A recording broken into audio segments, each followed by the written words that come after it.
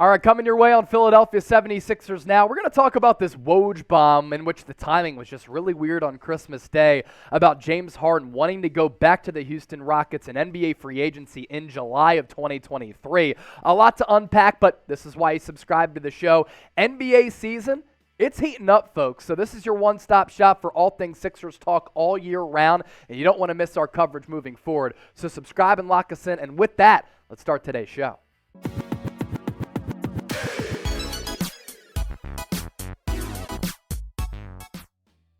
Another Woj Bomb coming through on Christmas Day from Adrian Wojnarowski, and it all had to do with James Harden and his future. Does he want to go back to the Houston Rockets and lead the Philadelphia 76ers after his player option runs out following the culmination of the 2022-23 campaign? That's what we're talking about on today's show. No matter where you are, how you're tuned in, greatly appreciate all of your support of us here at Chat Sports. I'm Chase Senior and hope you all had a great holiday as well. So, is Harden going to return to H-Town? Really interesting stuff from Adrian Wojnarowski on a couple of fronts, especially the timing of it on Christmas Day, considering how well the Philadelphia 76ers have been playing over the last couple of weeks after Harden came back from his injury and Joel Embiid right now is cooking. This was the report from Woj. All-star guard James Harden seriously considering a return to the Houston Rockets in free agency this upcoming July. So he's already looking ahead from Christmas Day until July if he decides against a new deal with the Philadelphia 76ers. And this was weird timing for a couple of reasons. It comes on Christmas Day. You're already looking ahead to 2023 NBA free agency in July, and the Philadelphia 76ers are one of the hottest teams in the NBA, especially after their comeback win against the New York Knicks at Madison Square Garden, in which James Harden, a criminal outfit as he got to the game, but he did play very well, so if he wants to rock something like that and it works out, he was cooking on the basketball floor. Do what you got to do as a fashion icon. And James Harden this year leading the NBA in assists per game, and get this, minutes per game as well. Now, he has evolved and turned into more of a pass-first point guard. Still able to put the biscuit in the basket, as evidenced by his game at MSG. 22 points per game nearly so far this year. 6.5 rebounds. An NBA league-leading 11.1 assists. The field goal number is not great. 43% from the deck, 37% from three-point range. A lot of that because he was cooking from downtown against the Knicks, and also over the last couple of games, 37%. Obviously, you'll take that anytime. And there's a lot of field goal volume there, which is why some of those field goal splits are down a little bit. But look, James Harden is proving that he can still play. I give him credit for evolving his game. He is not the go-to scorer that he was with the Houston Rockets, but he's always had a great basketball IQ, a great feel for the game, and his vision, some of the best that we've seen ever in the history of the NBA. Now, he's still good. Is he an all-NBA player? Well, maybe now with Philadelphia, he doesn't need to be. And with the young core with the Houston Rockets, he doesn't have to be if he decides to depart Philadelphia and go back to Houston, where he won that MVP and made it to a Western Conference final. His stats with Houston: he was one of the best offensive players in the history of the game, and the stretch over 621 games was really sensational. He really broke out after that trade from the Oklahoma City Thunder and turned into one of the more unique offensive players that we've ever witnessed. And the numbers really staggering. 30 points per game, 6 rebounds, nearly 8 dimes, 44% from the floor. So I talked about those field goal numbers a little bit earlier. He's never been the most efficient player, but when it comes to putting the biscuit in the basket, my goodness, is this guy just extremely special. And this year, for Philadelphia, he's been special. And the Sixers have won that Ben Simmons trade. Now, as for that Woj report, myself and producer Coop, we were texting yesterday on Christmas right after it, and we're like, why does this come out right now? I guess Woj was trying to drive traffic to ESPN and get some clicks and retweets. That's today's NBA Media Society. But he said this: despite forcing his way out of the Rockets in January, in 2021, Harden has maintained something of a magnetic pull to Houston.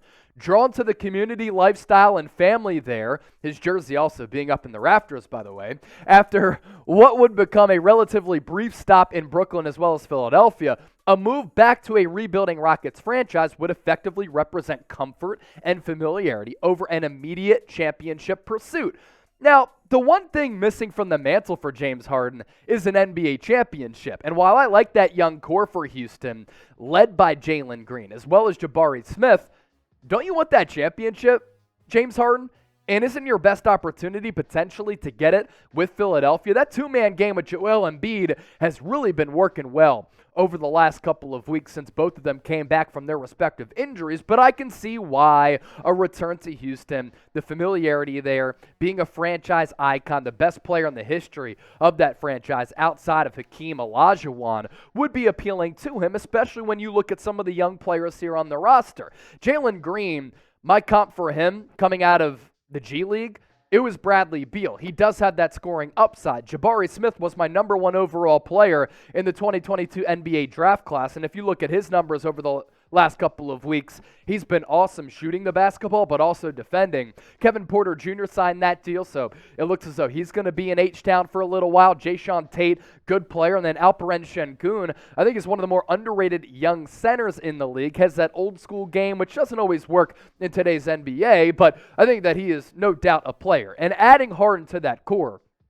could certainly make Houston a formidable team. So is that desirable for James Harden there? He looks at the opportunity to leave Philadelphia, go to Houston, where he turned into one of the more unique and best offensive players of all time, to go back to a place where he has familiarity, but also he can return them back to being a competitive basketball team for the first time since he left. More from Woj here. For all of Harden's history and connection with Sixers president of basketball ops Daryl Morey, CEO Tad Brown, his working relationship with Joel Embiid and Doc Rivers resembles something closer to a work in progress. The Sixers gave up significant assets to acquire Harden, and he's expected to remain a priority to re-sign on a new deal for a second consecutive summer. And he took that discount to come back to Philadelphia, to allow the Sixers to bring back the former Rockets and Daniel House. Most notably, though, and P.J. Tucker. And Embiid is playing at such a high level right now. Do the Sixers want to mess that up with the two-man game that's currently operating and run the risk of losing James Harden? This might come down to Harden, him wanting to get paid a little bit more. And I thought that going into this year, the pressure was on him to play quality, high-level basketball. I had some concerns about the shape that he was in last year, but he's played really well this year. And I, again, give him credit for the evolution that we've seen in the game of James Harden. As for Embiid, again, if Harden wants to chase a championship, there are few players in the NBA who are at the peak of their powers, who he can team up with to really give him an opportunity to get his first Larry O.B.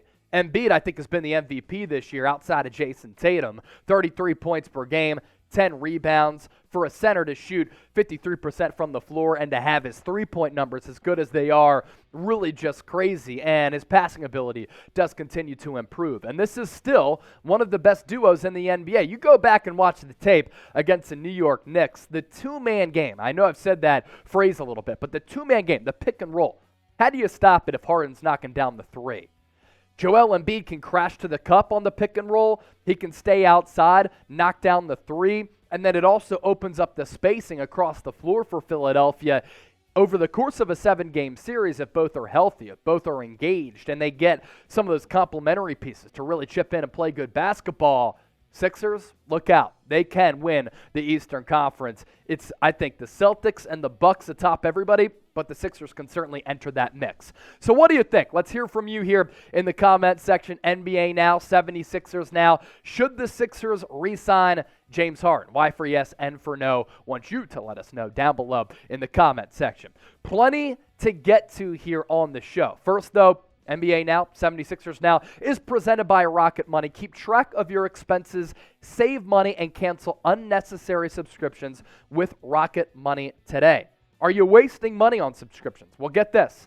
About 80% of people have subscriptions they forget about. Maybe for you, it's an unused Amazon Prime account, Hulu account that never gets streamed. There's this great app that I use, and it helps me track all of my expenses. And because of it, I no longer waste money on subscriptions I don't even use. You might have heard of it. Rocket Money, formerly known as Truebill. It's an app that shows you all of your subscriptions in one place and then cancels for you whatever you don't still want. Rocket Money can even find subscriptions you didn't know you were paying for. You may even find out you've been double charged for a sub, and to cancel it, All you have to do is hit that cancel button. And as you can see, a user-friendly app where you can see all of your finances. You link your bank account to it. It finds subscriptions that you didn't know you were subscribed to. RocketMoney.com/NBA now. Make sure you plug in that link for that free download so that they know that Chat Sports sent you.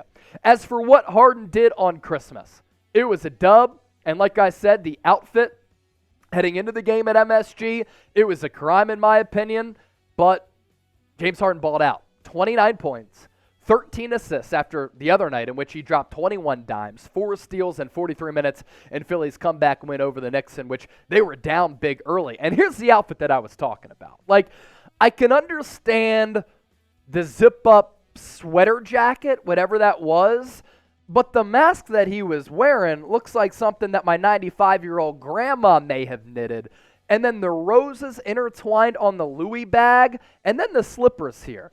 Now, the roses intertwined on the Louis bag, like that's a flex, right? I mean, how many people can get a Louis V bag and then get these fake colorful roses to match the outfit here? Not many people out there. That's a flex for sure, but the outfit could have found something a little bit better, the beard. But you played the way that you did, so I won't say anything further.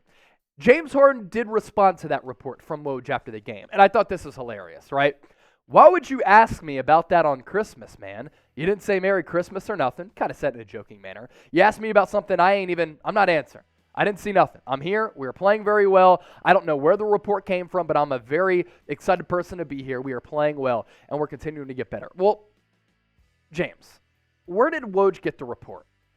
Woj probably got the report from either you, your camp, or your agency. Your people probably put that out there on Christmas for it to pick up traction. I won't believe anything else. This goes back to the weird timing thing. Like, James, you have to have a better sense of awareness. And this is what confuses me about him. Like, prior to the game, he's like, if I can't be with my family, I'd rather be with y'all if I can't be with my family. Like, that's great. Leadership stuff. But it's kind of delusional for your camp to send this to Woj because where else is he getting this for this report to come out on Christmas Day? There is always drama around James Harden, and it's become a little bit fatiguing and a little bit annoying. Like, I just don't understand how you can't have just better awareness about what day it is. You understand you're going up against the Knicks on national television, and maybe you leaked it so that everybody was talking about it. Got to be a little bit better. Got to be a little bit better. So who leaked the Harden story to Woj? Was it the Sixers? I mean, Daryl Morey, I guess, could have done it. Or O for other, a.k.a. the Beard. Let us know. Appreciate all of you for watching. Make sure you subscribe because if you don't, you're missing out.